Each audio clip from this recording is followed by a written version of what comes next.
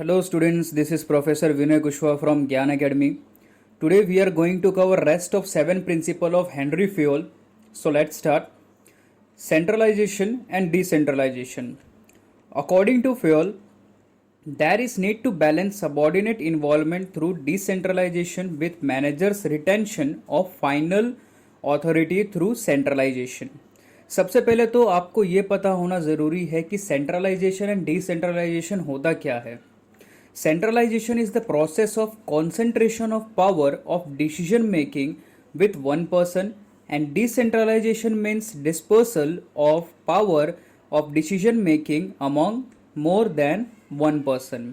अब इसको elaborate करते हैं. सेंट्रलाइजेशन, इसमें ऊपर लेवल के अथॉरिटी के पास पावर होता है to give order to middle and lower level to follow all the instruction. चलो एक एग्जांपल लेते हैं to understand centralization. Ministry of defence ये सेंट्रलाइज स्ट्रक्चर फॉलो करता है. जैसे सीईओ कोई भी ऑर्डर पास करेंगे तो वो order admin, land system, IT system etcetera को फॉलो करना पड़ेगा. अब एरो सिस्टम के सब हेड्स को भी वो इंस्ट्रक्शन फॉलो करना पड़ेगा. तो एक सेंट्रलाइज तरीका होता है, ये ऑर्डर सभी को फॉलो करना पड़ेगा और कोई ये ऑर्डर्स को चेंज नहीं कर सकता. एक और एग्जांपल लेते हैं.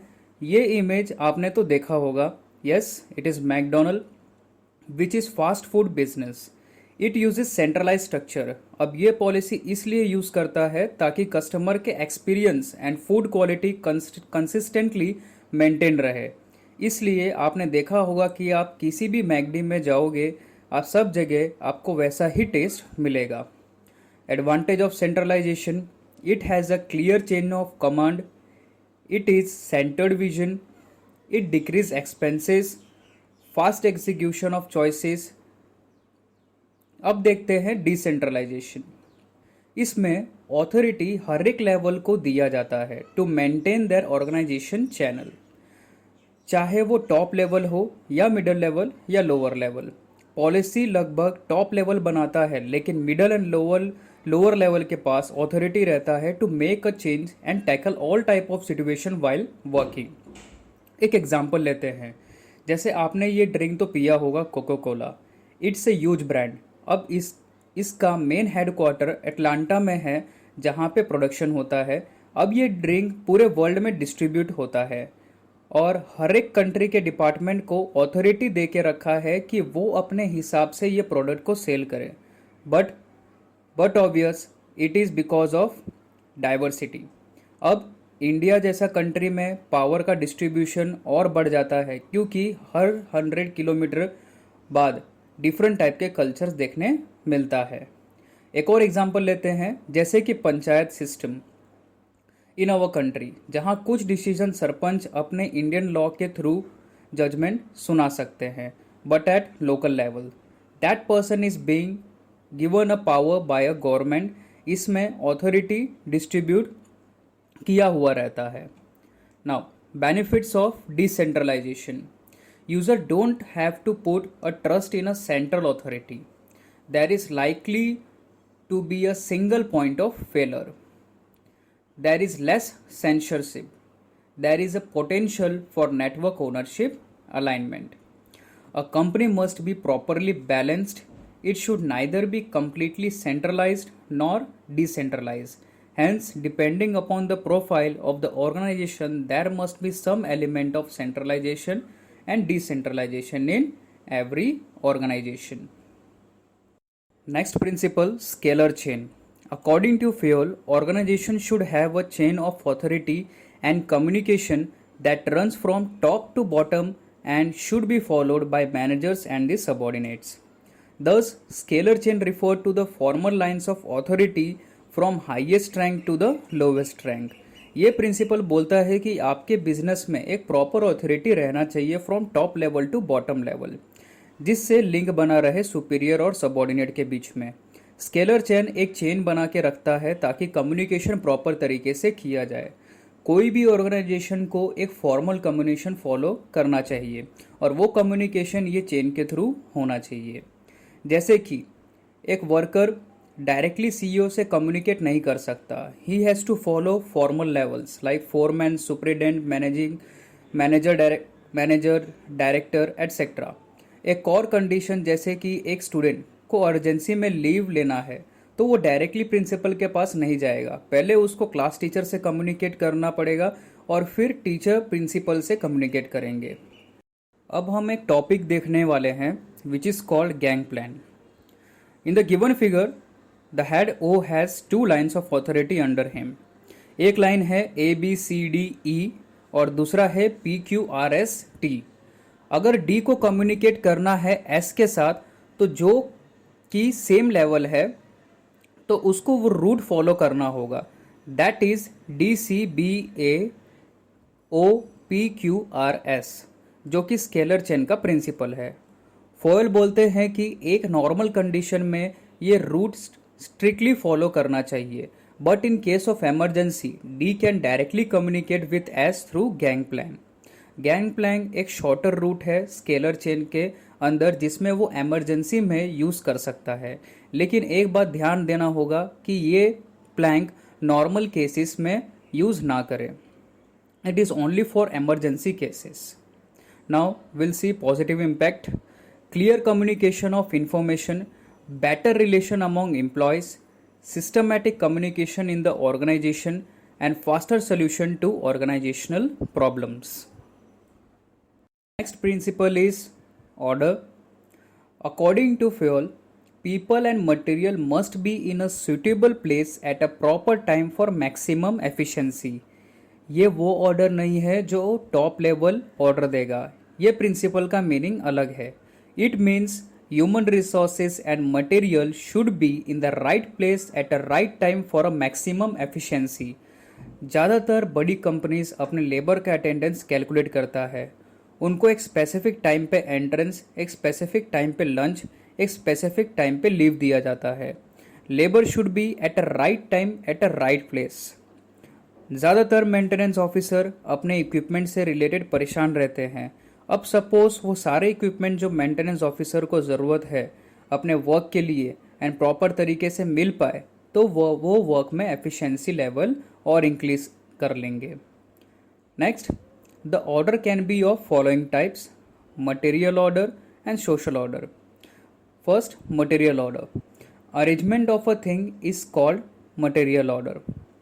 ये ध्यान रखना चाहिए कि एक प्रॉपर एंड फिक्स्ड प्लेस हो सारे मटेरियल्स, टूल्स एंड इक्विपमेंट के लिए. Social order. Arrangement of people is referred to as social order. It ensures the proper and fixed place और seat, cabin etcetera for each employ in an organisation. Coming to the advantage, it result in increase in productivity and efficiency. An organization will function smoothly without any hindrance. Minimization of wastage of time or cost in a search of man and or material. Next principle is equity.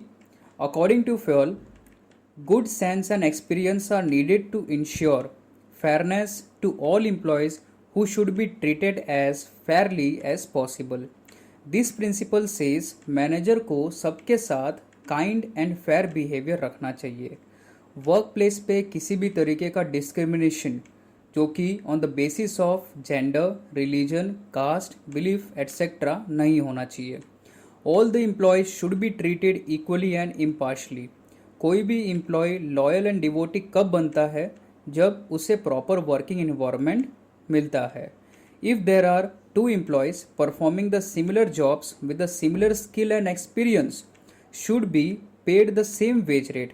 अगर कोई employ time पे नहीं आता है तो उसको भी same punishment मिलना चाहिए जैसे दूसरे एम्प्लॉयज़ को दिया जाता है.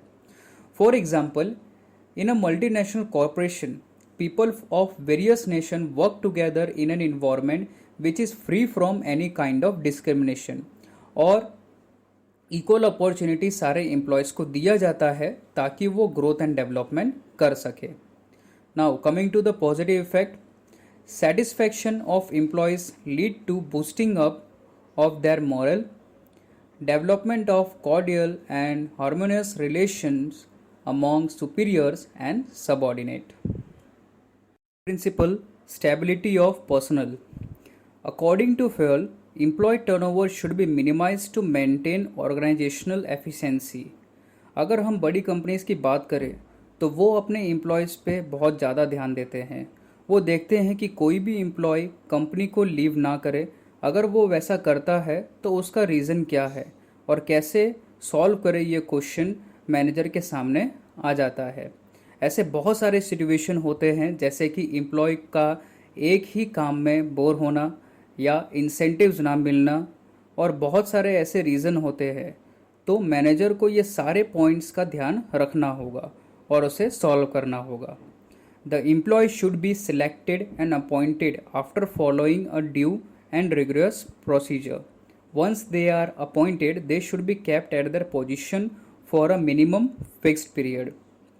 Now, coming to the advantage, rate of labor turnover will be slow, cost of recruitment, selecting and training can be minimized, it helps in maintaining organizational efficiency. Principle is initiative. According to Fayol, workers should be encouraged to develop and carry out their plans for improvement. Initiative refers to the first step taken by the employees towards their self motivation. ये principal की मदद से हमें ये पता चलता है कि एम्प्लॉय चाहे कोई भी लेवल पे हो, उसको वर्क से रिलेटेड फ्रीडम देना चाहिए, so that they can come forward and use their skills to achieve expected goals. कोई भी बिजनेस को अगर हेल्दी इन्वायरमेंट रखना है तो उसे एम्प्लॉयज से ऑर्गेनाइजेशन से रिलेटेड सजेशन लेना चाहिए, जो कि इम्पॉर्टेंट फैक्टर हो जाता है.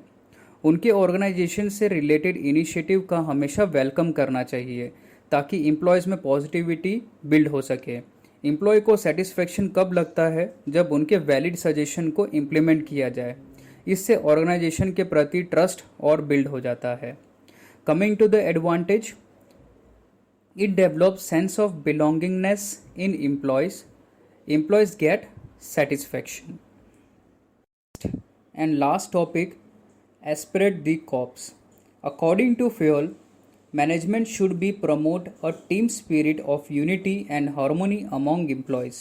One of the important point, कोई भी ऑर्गेनाइजेशन को अगर अपने ऑब्जेक्टिव्स को अचीव करना है तो मैनेजमेंट को team work and coordination promote करना चाहिए. The feeling of I should be replaced with we in the manager while having a conversation with the workers. Aspirate the corps refer to team spirit. ये सभी members के बीच में एक mutual trust and understanding build करता है. और आपने ये सुना होगा, यूनियन इज स्ट्रेंथ. एक एग्जाम्पल लेते हैं, चाहे स्पोर्ट्स हो या armed forces, they do their job as a team. Superior के दिमाग में कभी भी ये थिंकिंग नहीं आना चाहिए कि अगर वो जीतता है तो इट इज़ द कैप्टन और commander alone who is responsible. ये थिंकिंग से मेंबर में नेगेटिविटी बैठ जाता है, बल्कि winning from any task can be achieved from team work. ये थिंकिंग सारे मेंबर्स में होना चाहिए. Coming to the positive effect of esprit de corps, develop coordination, mutual trust and belongingness among the employees. Teamwork spirit helps to achieve group goals with a greater effectiveness and efficiency. So here we have completed with the 14 principle of Henry Fayol's.